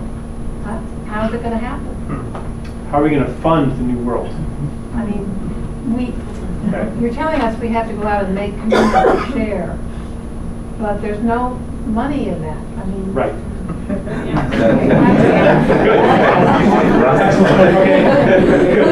Yeah, I get your question. And there's a somewhat surprising answer to it. But so let me do the first one first. Optimism. Yeah, I'm very optimistic. And there's a bunch of reasons. One is that the way that I've seen transformation happen always involves a crisis. So I said it before, we're coming to a crisis, and that's the only way that things can change, basically. It doesn't happen any other way. Another reason I'm optimistic is that I see such creative power in people. Really, there's no other word for it, but people are creating miracles all over the world. Miracles that a miracle is something that is impossible from an old story and possible from a new one. So a light bulb is a miracle to a Stone Age hunter-gatherer. Like his reality picture, that cannot exist, but there it is. So what does a light bulb tell that hunter-gatherer? It says, well, reality is bigger than I thought it was. And we're seeing that now. So there's basically, in any field, the impossible is happening. And it's always something that's alternative or holistic or something like that. But, pretty much any incurable disease can be cured by people in all these alternative fields. And I won't go into all the details, but in every field, energy, in the social realm too, people are creating miracles in situations where you would expect, there's been so much violence gone down, so much pain, you would expect there's no way forgiveness will ever happen. And if there's no forgiveness, the violence is going to perpetuate it on and on and on. But healing is happening that you just could not expect, given the rules of human nature as we've received them. So really, I know how bad things are. If you read the Ascent of Humanity, things are worse than almost anybody realizes. The number of children in this country, on this planet, who have been physically and sexually abused, inconceivable. It could be 1 out of 3 or 1 out of 2. To expect somebody to heal from that and not pass that pain on, that is a miracle. In around the world, in the Middle East, in South America, the number of people who have witnessed their loved ones being murdered before their eyes by paramilitary squads. How can you expect anybody to heal from that? There's so much. The problem is there's thousands of radioactive waste sites around this country that are either secret or they're so secret that the government doesn't even know what they are because they've been undocumented and forgotten about, and the barrels are just about to leak. Right? Things are worse than almost anybody knows. But I'm still optimistic, but it's not because I don't understand the magnitude of the problem. It's because I've witnessed and read about and experienced miracles. But nothing less is going to save this planet. Nothing less than miracles. Let me just give you an example of a miracle. I still haven't gotten to the second question. Which story should I do? Or should I do both? Both? Okay, so first Diane Wilson. She's from Texas. She was a shrimp fisherman. And poor, no money, no education, 4 kids. And then she finds out that Formosa Plastics is going to build a multi-billion-dollar petrochemical complex right near the bay where she fishes. And she thinks this is going to destroy the ecosystem there. So she's decided she's going to stop Formosa Plastics, which is like the 3rd largest chemical company in the world or something like that, right? Impossible. How is one woman going to stop Formosa Plastics? Especially when she doesn't have any support from anybody around her, at least at the beginning. The Chamber of Commerce is in favor of the plant. The state legislature is in favor of the plant. The county commissioners are in favor of the plant. So is the governor. So is the state EPA. So is the United States EPA. Even her husband thinks that she's wasting her time. No support, no money. How can she do it? But she did it. She stopped that plant almost single-handedly. It wasn't easy. She, had to chain herself to the company fence, go on a hunger strike. I mean, she was absolutely committed. But, we need Diane Wilson times 1 million or times 100 million. So what enabled her to do that? So I looked into that a bit, thought about it. One thing is that she was absolutely committed to making that happen because she believed it was possible. And she totally put herself in service to this thing that she saw was possible. When you do that, when you put yourself into service to something, then magic happens. Synchronicities start to fall into place. And that's what happened with her. So in one incident I remember, one day an official from the Environmental Protection Agency calls her by accident, thinking that she's another Diane, and reveals key information that changes the whole course of this case. This isn't something that she could plan in advance, right? Then on Thursday, September 15th, somebody will call me at random and give me the key information, right? But that's the kind of thing that falls into place. And this is, you could even say this is a different kind of technology. The powers that be, they exercise the technology of control, of cause and effect. When we're in that mindset, then it is impossible. If your only tools are political pressure, incentives, motivations, how are we going to force them to do that? Forget it. They have more force than you do. It's hopeless then. The only way that we can do it is first to awaken the love and the desire to do the right thing that lives in everybody, even the power elite. And then the second thing is to access the power of synchronicity and miracle. The way to do that is to bow into service to something greater than yourself. So, part 2. Funding it. So if you want to do something that isn't going to create goods and services, it's not going to create sellable product, then anybody who pays you to do that is being irrational. They're not going to get money from paying you to do that. But you need money to live, right? So that's a problem. That means, though, that basically you have to live off gifts. Somebody has to be paying you, and they're not going to get any money. They're not going to make more money. A normal employer, a corporate employer, they pay you to work for them because you're going to help them make even more money. That's not what we want, because we know where money is coming from now. So really, this is the question of right livelihood, and I write about it in the book. But really, right livelihood comes down to you're going to have to live off gifts. Now, the gifts can be very indirect. You could work for a nonprofit that's funded, somehow. And even the government is doing some things that are just because of basic human decency, and need to be done. So sometimes it's the source of the gift, or the fact that it is a gift, is hidden. But that's the basic principle. And I'm meeting like people of wealth, as they call themselves, who they want no part in the conversion of the world to money. I know people who have inherited hundreds of millions of dollars. Their full-time job is giving away money. It's not so easy to give away that much money. If you just throw $1 million at some organization, that could destroy the organization. How are they going to use that much? How are they going to digest that much money? So you set up foundations, and this one woman I know, she spends like all day, every day, reading grant proposals and deciding how to give away money. So that's how it will be funded. It'll be funded by gifts. And also a lot of the things that we need to do don't need that much money anyway.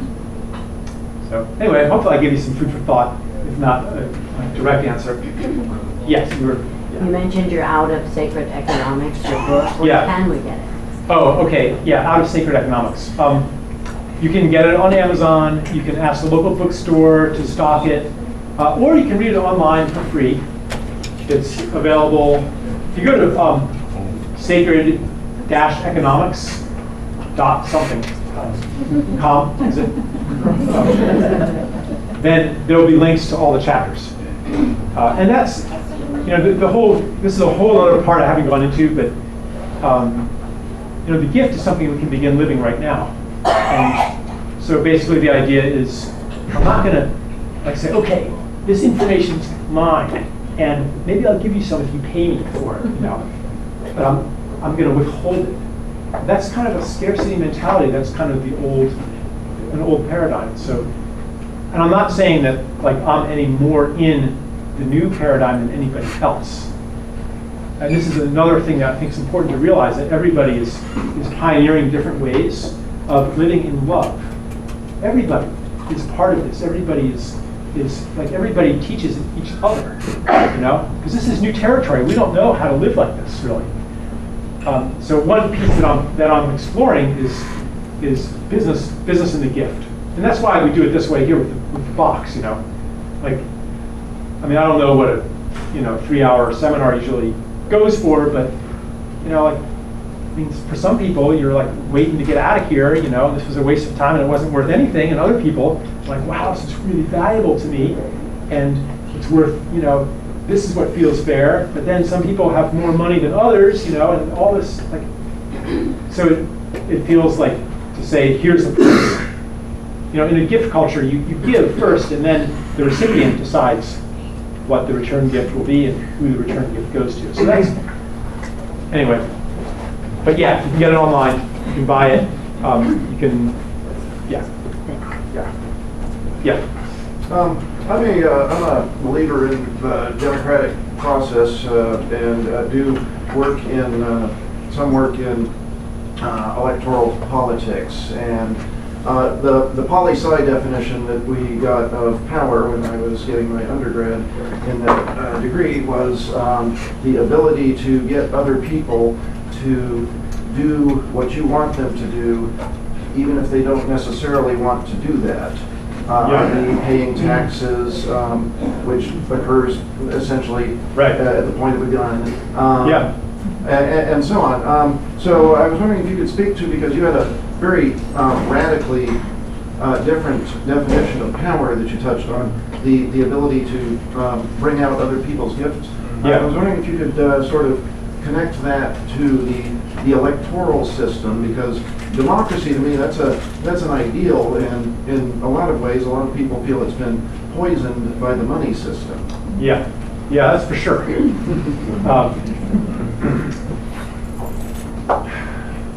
Certainly the electoral system really embodies that I would say rapidly becoming obsolete definition of power. That's a very Newtonian definition of power. You exercise a force on a mass and you make it do something. The way I'll relate that is to say that there's a second part of leadership. In addition to giving people opportunities to express their gift, how do you do that? How do you create opportunities for someone to express their gift? One way is that you create a story that generates the roles that allow people to give their gift. Anything that you want to create that you can't do with your own two hands, you have to invite people to participate with you. So the way you do that is you tell the story of what is to be. The Republicans are very good at telling stories, much better than the Democrats. And that's why I think they've been successful, even though their actual policies are detrimental to the people who vote for them. But they're better storytellers. So if you want to create anything in the social world, you have to tell a story. So Gandhi told the story of a free India. And because of that story, people did things that would have otherwise been nonsensical. Who's going to walk to the ocean to make salt if that's not part of a story that makes sense of it? And you can probably think of many other examples. So politics, so this is another kind of power. Power is the power to create, and we're creative beings. And one of our ways of creating is through word. You could even say that Scripture provides a template for this. How did God create the world? With word. Same thing in Hinduism, actually. The universe emanates from the sacred symbol Om. Taoism, too. The word Tao actually means to speak, as well as a way. So we create through, I would say, we can create through story. And so a leader then is somebody who holds a story. And this is something that we can all do for each other, too. One of the stories that we've been talking about is the story of the connected self. And in that story, actions become quite natural that would otherwise be nonsensical. To do anything that doesn't contribute to your own financial self-interest is stupid if you're in the story of separation. But now it's not stupid anymore. And this is what I was talking about with the split between the heart and the mind. You know, like that split doesn't have to happen anymore. But we can help each other. We can help each other do things that are crazy. You know, it's crazy to I mean, everyone in this room is doing crazy things. To be at Occupy, for example, and to camp outside, like, why would you do that? It's part of the story, though. And so anything that we're, you know, there's all these voices that say, stop doing that, you're crazy, you know, you're irresponsible, you're wasting your time, it'll never work. And those stories pull us back into the old ways unless we have help staying in the new ways. So I'd say that that's ultimately where politics has to go. You know, we have to begin to tell a different story, and then everything coalesces around that. Thanks. Yeah. You know, with the narrative you're talking about, don't you think that psychologically we are hardwired in ways? I mean, if you look at the right, you look at the left, I think that the left has not been able to tell a story the way the right has. I understand that. Do you think it's within the beast to have a common story without self-destruction? Because we do seem to be on a path of destruction. I mean, I was just listening to something on the way here, just about the birth control problem in the Philippines. Mm-hmm. You know, women having 10 kids, and the old structures of power, the Catholic Church fighting tooth and nail to keep it that way. Who's going to walk to the sea there and change that? I'm just skeptical. I think that probably people are. But yeah, I'm not sure if I quite understand. I mean, I feel like there's something underneath the question. Probably not framing it right. And I don't know if I'm making a question or if I'm just commenting. I'm just yeah, I mean, I'm feeling like I'm sensing I'm like some speaking to despair. power. I'm trying to get what I'm trying to get out, because it has something to do with what he said about power, and then you talked about the narrative, and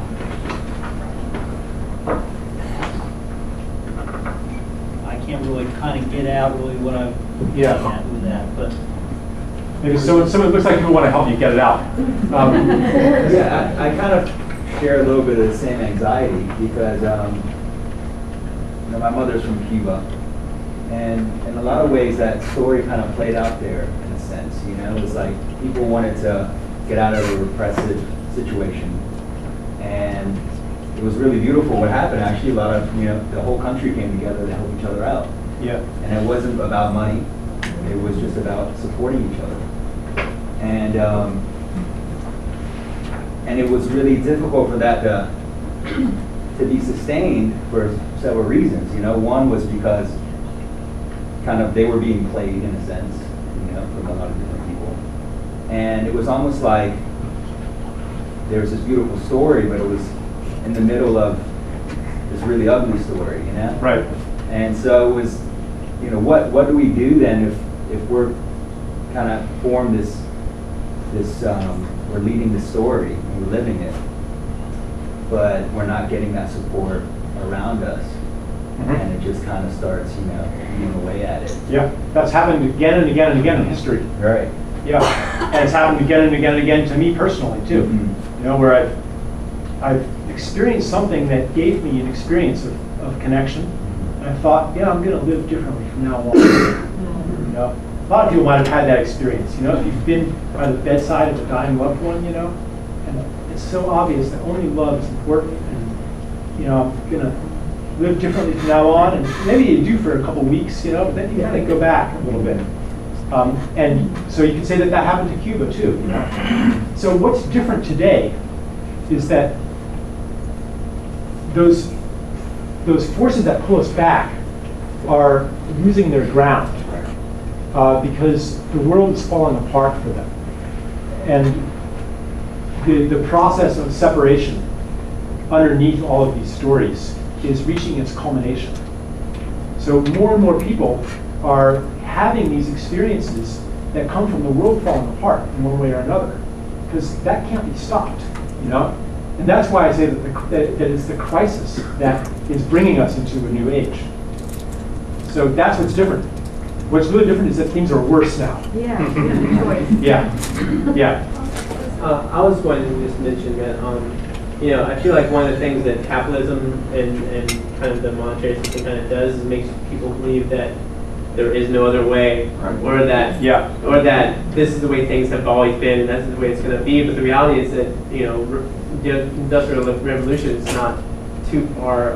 It's not that long of a history. And you even look during the Industrial Revolution, there was the Spanish Civil War, or the Spanish Revolution is what they were calling Spain, when the anarchists took over the country. Almost the whole country became an anarchist state that was, like there was communes and all these things just burst open for a short time. It was just a blip in the scheme of society, but it was also like a few generations kind of led before that to make that happen, and that happened, and it was, repressed mostly by capitalists and the communists, but, things like that happen, and I think that people need to realize that, they make you think that the government and, these corporations or these things are not easily toppled, but they're just these creations that are easily toppled, and with the things that were made to believe that these things are eternal, which they're not. And the other thing is that, without, our only chance of, people think that, I think when I hear people talk about like the survival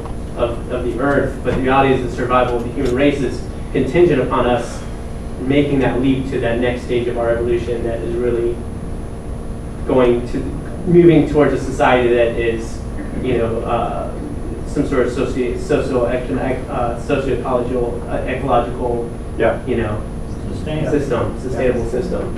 And I think that it's naive to think that it's not possible, because that's the only thing that is possible. Yeah. Good. Yeah. Thanks. Yeah. One of the things that concerns me about today, and I watch it all the time when you start talking about politics, is it goes back to money again too. Because you don't know who your representative is actually making a decision based on. I'll just use healthcare for an example. Yeah. Nobody wanted healthcare, but the health professionals or the health businesses were paying all of the congressmen and stuff not to vote for it. You know what I'm saying? So I think we got a system now where we got more and more of that kind of stuff. I just gave a good example. I just read something this weekend on this gambling thing that they're trying to get in Jackson County. Now guess who the biggest lobbyist is? The former senator for this area.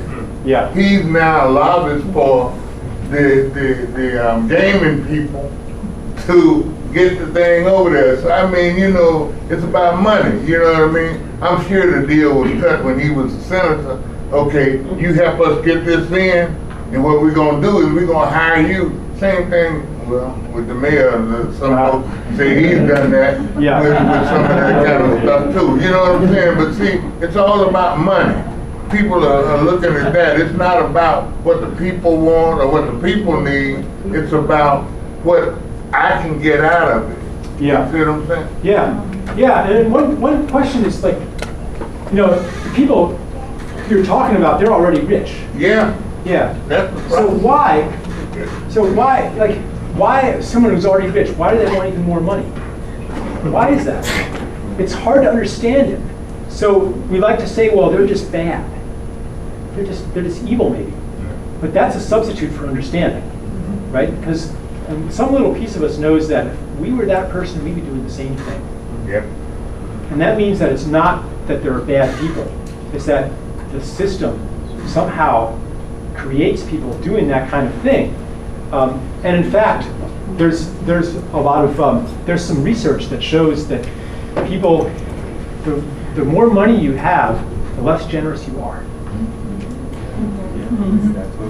And we think that maybe that's because the greedy people get rich, but actually, it's getting rich makes you greedy. Because money has that built into it. It has scarcity built into it. So the more you have, the more scarce you feel. It's weird, but like I have friends who are, like I have a friend who's like, he's got at least $1 million in assets, and he worries about money all the time. And I think actually it kind of makes sense because money, you can buy anything. Like anything you can buy, you buy with money. So any uncertainty in your life, the more money you have, the more protection you have against the unknown. But there's no limit to the unknown. Anything could happen. Even if you have $10 million, that could get wiped out somehow. Better have $100 million. Well, even if you have $100 million, what if the stock market crashes? What if this, what if that? Better have $1 billion. Like, how much is enough? No amount is enough.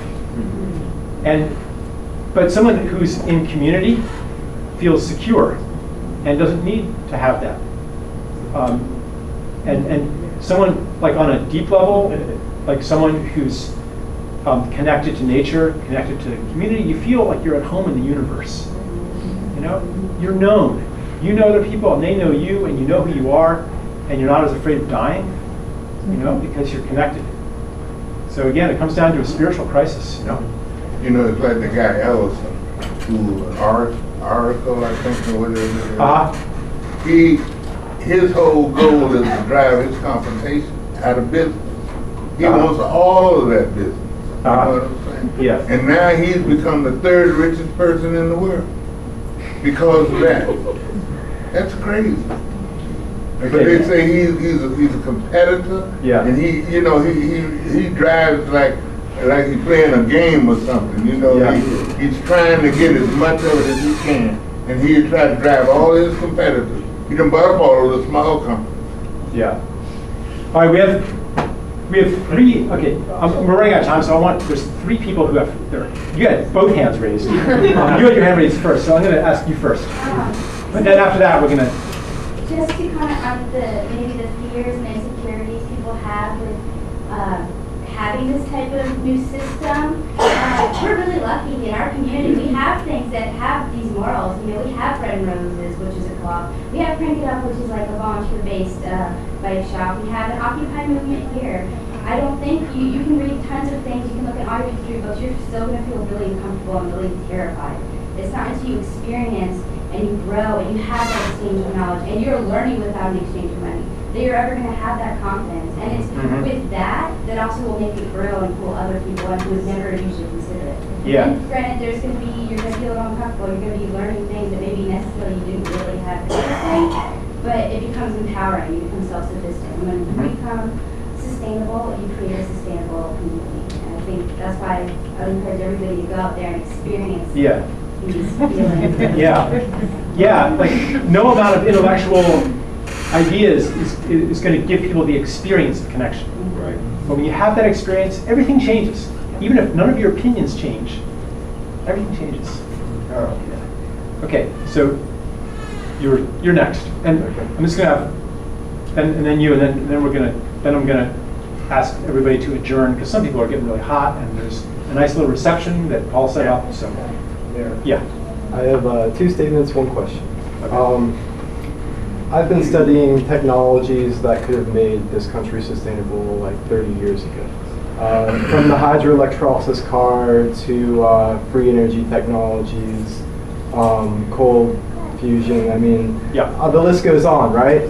All these technologies have been suppressed, either through violence or through threatening, and I see an entity that thinks it owns everything on the land.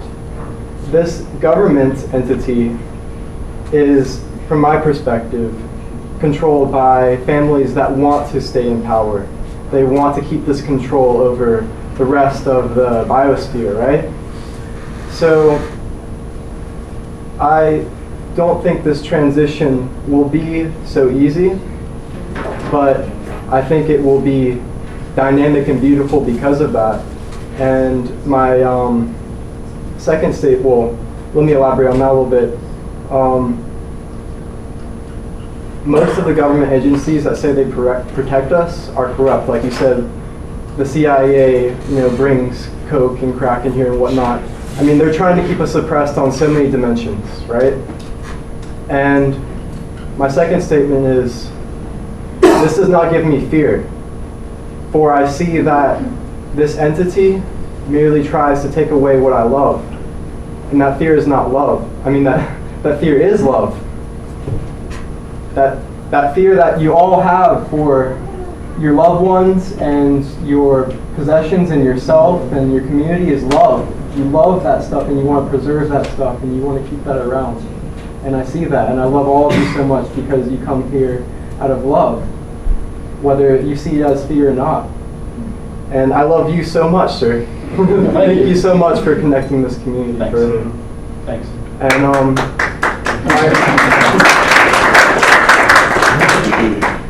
my question is, how can we transition as gracefully as possible from your perspective? I think it'll be a bumpy ride, but I think it will be not nearly as bumpy as a lot of the kind of conspiracy folks or collapse kind of folks think. For one thing, just because of all the amazing talent that I see coming out. Another thing, because of the possibility of these miracles. Free energy technologies is an example. Also, though, because I think that really, ultimately, this transition has to include everybody, including the Rockefellers, including the power elite. And they're humans too. And part of them wants to participate in the creation of a more beautiful world too. And a lot of them are defecting. And the ones that aren't defecting yet, their heart isn't in it all the way. How do you make it easier for them to defect? You have to create more love in the world. So I think I'll just let you draw your own conclusions from that. Yeah. And I know there's hi Danny. And I know you're standing up and stuff, and there's other people raising their hands too, but do you have a real quick one? Kind of. Okay. More like a statement. Okay. Well, everybody wants a piece of the pie, but us humans, we have the power to make more than one pie. We can cook pies, we make pies. Okay. The thing is, there was this guy, and he led millions of people for the last 2,000 years. And his teachings are really forgotten, even though we think about them every day. And one of the things I think is really miracle is how, he got 5,000 people following him, and they asked him, how are we going to eat? And he said, well, give what you have to your brother. And they say, and so his followers, when you know they have a loaf of bread and a can of fish, they give it. And so so everybody gave what they had, and pretty soon the 5,000 had more than they ever needed. Beautiful, thank you. And we just learn to give. I think that's how we're going to pay for this new giving structure. Yeah, I mean, something in our hearts we know will be okay if we give. We're afraid, but we know that. Yeah, Danny, last question. Happiness shared, I forget who says this, but they said happiness shares creates more happiness, not decreases your happiness. Because when you see yourself as separate, it would be less happiness for you. But when you see yourself as a collective, it makes you more happy. And seeing yourself as a collective, everyone, like when we're advertised to buy products, we see other people with those products and we see them happy, right? We have a connection and we want to be like them. But as you said, everyone needs to change. People should always want their worldview. They protect their own worldview every second of the day. They're trying to protect their identity from other people's judgments. Like that's how like pedophiles like believe that what they're doing is okay, is because they just protect themselves from other people's judgments. And for people to truly change, they have to be able to interact in that process. As she was saying, once you have things in your community, Tallahassee's a great community for this kind of change, but until the other people have that ability to interact, it's going to be a hard change, because people will not be able to do it until they actually engage in it. If I can tell people whatever I want to tell them, but until they engage and are receptive to that, and they're not repulsive to that idea, then they're never going to accept it. And so this is a good way to end it, because I want to shed some light on an attitude that would not be helpful, which would be to say that some people, they're just unwilling to engage, and other people are.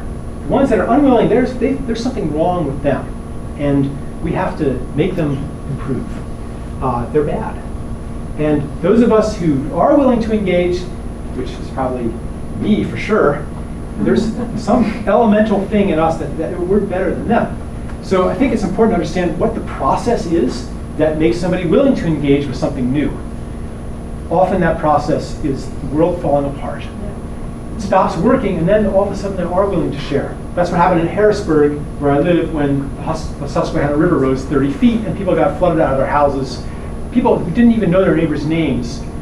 One day later, they were helping their neighbors carry their TV out of their house, not for even any money.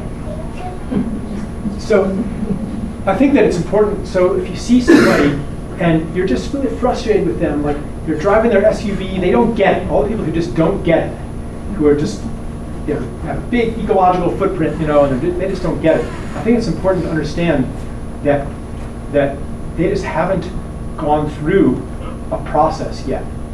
Now there is another thing, because this process, like, okay, for me, when the world falls apart, I still don't change, because I think maybe I can make it still work some more. It's kind of like the alcoholic. Like, he might lose his marriage, but still keep drinking, and then lose his job and still keep drinking, and maybe only when he loses his health. Another alcoholic, though, the first sign of the wife walks out the first time, and that's hitting bottom for him, and he stops drinking. So the question is, how do you raise bottom, really? How do you make it easier for somebody to begin to engage? The way to do that is to give them an experience of being loved, because that punctures the bubble of the separate self. People are walking around with a story that everybody's in it for themselves. It's me against the world, and we're all separate. Anything that punctures that story makes it a little less compelling and makes it easier to leave it. Even if you can't make somebody leave it, and you certainly can't persuade somebody to leave it, giving them the experience, giving somebody the experience of being in a loving world, is really powerful. You may have experienced this yourself, like I've experienced this. When I witness some amazing act of generosity, it makes it easier for me to let go of my own protective ego world too. So I think that the Secret Santa last Christmas, one who's going to Kmart and just paying down people's layaways, like that can just change. It's not just that they're helping somebody economically. That could totally rock someone's world. In fact, it kind of changed me. You know, it makes me feel more at ease. It says, Charles, you're not crazy. You know, because other people are doing this too. This transition to living in the gift, and to serving others, it's only an act of self-sacrifice from the logic of separation. But from the new logic that we're stepping into, it's just natural. So I'm going to end it with that. And thanks for bringing that up. And thanks for being like, geez, we've been here for such a long time, and it's an uncomfortable room, and everyone's been really engaged, and I feel grateful for that. And especially Paul and Rebecca and everybody who's been involved in this.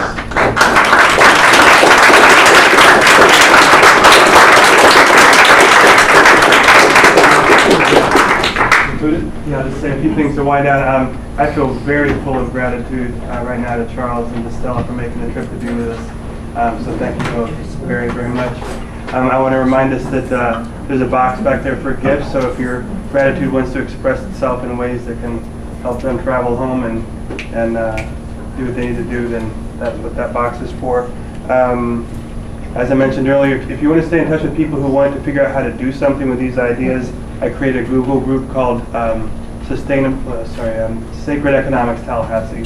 So no pressure, but if you want to stay in touch with folks, that's one way. I want to take a minute and just appreciate and honor my three beloved elders sitting here in the front, Jim and Daryl and Maisha. It means the world to me that you all were here, so thank you very much. And guys, appreciate you very much. And let's see, there is going to be a reception right around the corner. We can walk there if we want to. Just up Macomb a little bit, take a right on Georgia and walk down the Purple House, 421 West Georgia. And there's some food waiting there for us from Taste Buzz, Mad About Food, and Cool Beans, who we appreciate very much. Thank you, Judy, for making that happen. I think that's it. I want to thank publicly Rebecca, who stood by me and helped me while I just worked really hard to make this happen. This was my intention in doing that. I knew Charles had some just very precious thing to share with this community, so he helped me offer a gift to this community, which is this event, and thank you for all your help too. All right, I think that's it. Thank you all.